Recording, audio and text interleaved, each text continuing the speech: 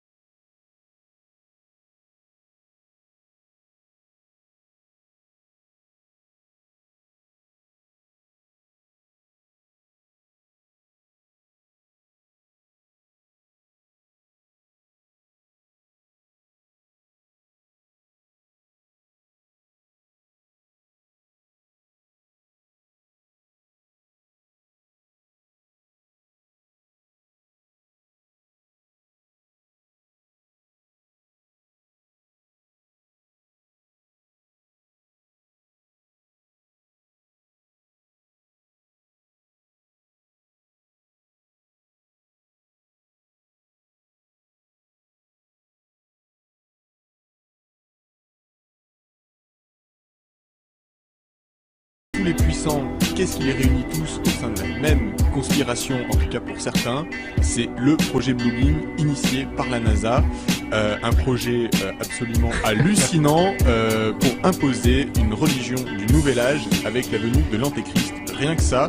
Alors, le projet Bluebeam, quand même, a des bases scientifiques réelles, en tout cas des bases qui existent et qui sont avérées, puisque de nombreux scientifiques se sont aperçus effectivement qu'on avait par les moyens, par des micro-ondes ou par d'autres moyens modernes, la possibilité d'influencer des personnes, un petit peu comme quelqu'un qui ferait de la télépathie serait capable d'influencer une personne. Donc on serait capable de rentrer dans le cerveau des gens pour leur véhiculer des messages directement, comme s'ils avaient une petite voix à l'intérieur qui leur soufflait. Alors à ça, évidemment, plusieurs expériences, plusieurs scientifiques qui se sont penchés sur la question.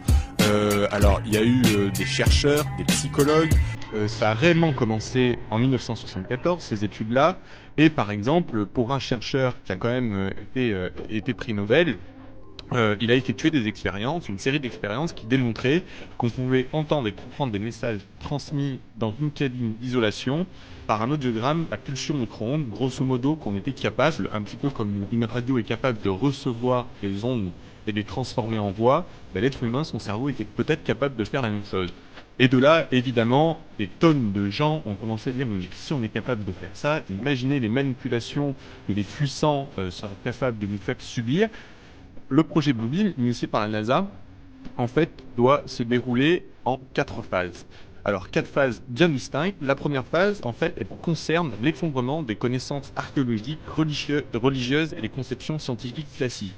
En fait, il faut que des nouvelles découvertes démontrent que l'erreur fondamentale des doctrines traditionnelles est réelle et que cette falsification de l'information a pour but de convaincre tous les peuples que les enseignements religieux ont été mal interprétés et détournés depuis des siècles.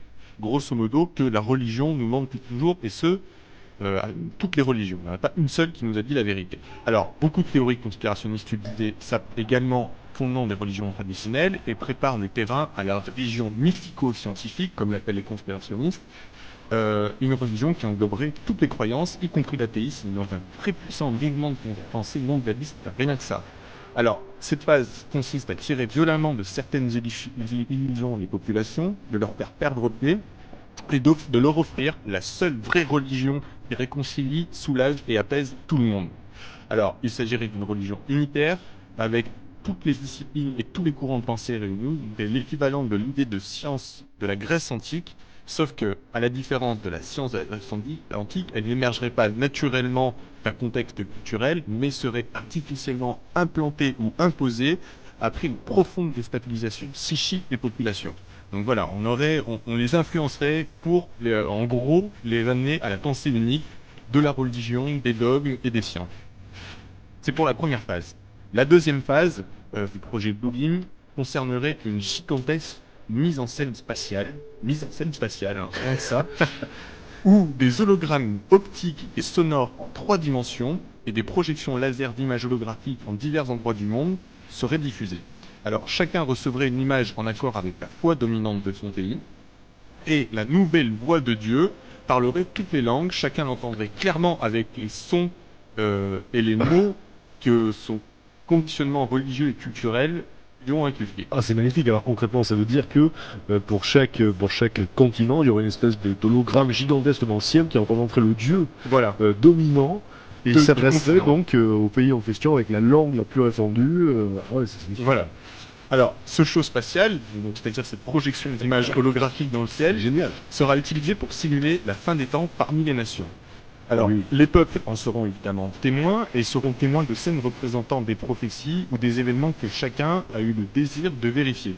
Alors, ces images, musiques et sons seront projetés depuis un vaste réseau de satellites qui serait, alors c'est très précis, hein, je ne sais pas d'où ils sortent leurs infos, c'est très intéressant, qui serait approximativement à une centaine de kilomètres au-dessus de la Terre. Donc ils sont déjà en place, hein, les satellites, faut le savoir. Ça. Le but de ces représentations scéniques, de faire apparaître aux yeux du monde un nouveau Christ, le nouveau Messie qui s'appellerait Maitreya, dont parlent d'ailleurs les sutras bouddhistes. Mais attends, mais ce qui est fou, c'est que bon, on est dans le cadre d'une conspiration. Donc, en général, les conspirations, c'est quand même assez secret, assez flou. Alors les gens qui y croient, les conspirationnistes, ont des éléments épars, mais là, c'est quand même très très précis. On sait à peu près tout. On sait comment ça va se passer. Vous allez connaître la fin de l'humanité telle qu'on la connaît aujourd'hui à travers cette conspiration. Alors, le projet Blue Beam disposerait d'un stratagème si perfectionné qu'il plongera un nombre inconsidérable de personnes dans un état de ravissement quasi extatique et les ferait rentrer dans une réalité de substitution. Alors, le projet Blue Beam, donc cette venue du Messie, prétendra être l'accomplissement des anciennes prophéties que tout le monde attend depuis plus de 2000 ans. Il se fera sur fond de cinémascope céleste, traduisant en simultané un message d'amour dans toutes les langues et dialectes de la planète. Alors, avec cette animation virtuelle et le son provenant de la profondeur même de l'espace, les fidèles de diverses croyances fortement impressionnés évidemment seraient témoins du retour de leur sauveur comme d'une réalité vivante. Ensuite, les projections de Jésus, Mahomet, Bouddha, Krishna, enfin toutes les divinités se fondront en une seule figure. Donc on aurait comme ça une espèce de morphing dans le ciel de tous les prophètes que les religions connaissent pour former une divinité unique qui serait l'antéchrist et qui expliquera que toutes les écritures sacrées ont été mal interprétées et incomprises et que les vieilles religions sont responsables d'avoir dressé l'homme contre l'homme. Bref, cette grande mystification aura pour effet de générer un désordre social, politique, culturel et religieux et de créer la divinité unique, l'antéchrist de la NASA. Ah oui, non, parce que donc ça serait un antéchrist, hein, c'est le terme... C'est le terme officiel. D'accord. Voilà.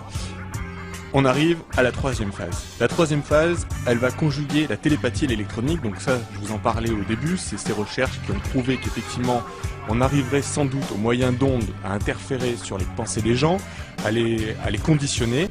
Donc, cette troisième phase conjuguerait la télépathie et l'électronique avec des systèmes d'émission pour atteindre chaque personne en vue de les persuader que c'est son propre Dieu qui lui parle. Donc grosso modo, chacun entendrait une petite voix, un petit message et serait convaincu de recevoir un message divin. En fait, le but est de former ce qu'on appellerait la pensée artificielle diffuse. Alors, comme je disais, des expérimentations à ce propos ont eu lieu dans différents pays, et on sait évidemment que des impulsions à basse fréquence peuvent produire des signaux auditifs qui sont audibles pour un seul individu, mais pas pour le reste de sa communauté, par exemple. D'accord. Donc on est vraiment capable de cibler comme ça certaines personnes Ouais. pour les influencer. Et là, on arrive à la quatrième phase. Alors la quatrième phase, ça serait un concentré de manifestations surnaturelles. Alors il y aurait 3 leurres différents. Le premier leurre, ça serait une invasion extraterrestre qui surviendrait au-dessus de chaque ville, au-dessus de chaque grande ville du monde. génialissime, Ah, mais c'est brillant comme... c'est brillant, Ah oui. ça réunit tout. Invasion extraterrestre au-dessus de chaque grande ville du monde. Le second leurre, ça serait de faire croire aux chrétiens qu'un merveilleux événement va survenir sous la forme d'une intervention extraterrestre bénéfique. Ça, dans le but de protéger les terriens d'un démon impitoyable. Ouais. Alors, le but de ce second leurre, évidemment, de cette manœuvre, c'est de rassembler d'un seul coup tous les opposants à l'ordre mondial juste avant le début du spectacle céleste, celui dont on parlait tout à l'heure.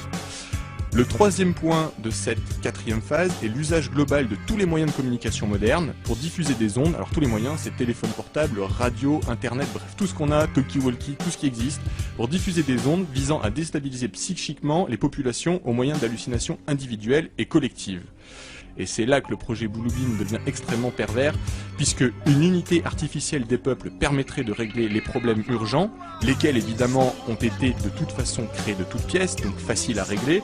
Et donc, on arrive là à la fin du projet Bluebeam qui a pour conclusion qu'après la nuit des 1000 étoiles, c'est comme ça que l'appellent les conspirationnistes, et à la suite de tous les bouleversements mondiaux, que la population mondiale soit prête à accueillir un nouveau messie en chair et en os, un cyber Rockefeller comme ils l'appellent, faussement extranéen, puisqu'en fait il ne serait pas extraterrestre du tout, D'accord. et qu'on suppliera de rétablir l'ordre et la paix à n'importe quel prix, mais surtout évidemment au prix de notre liberté individuelle.